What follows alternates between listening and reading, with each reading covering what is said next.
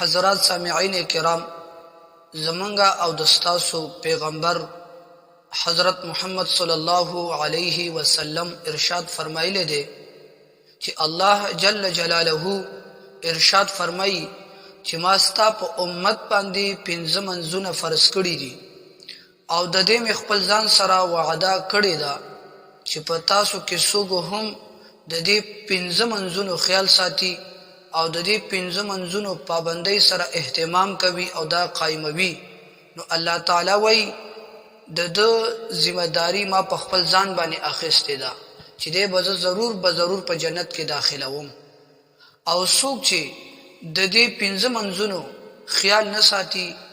دا 5 منځونه په خپل ټیم کې نه ادا کوي، الله تعالی وایي د داسې بنده په ما باندې هیڅ ذمہ داری نشته،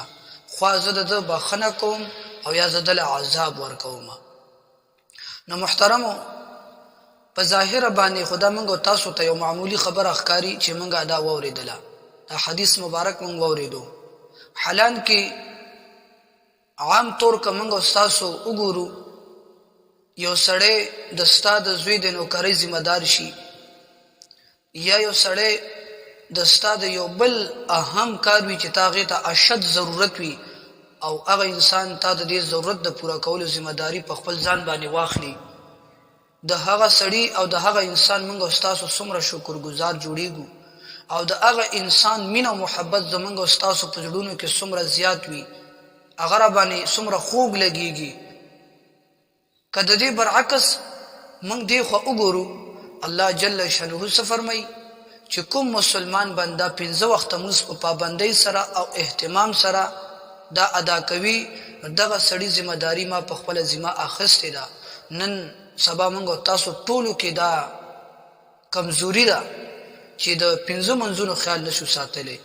یو یا 3 یا 4 منځونه په جمع سره کو، د ماسخوتن مو یا د سحر یا د مازیګر هغه به جمع کو،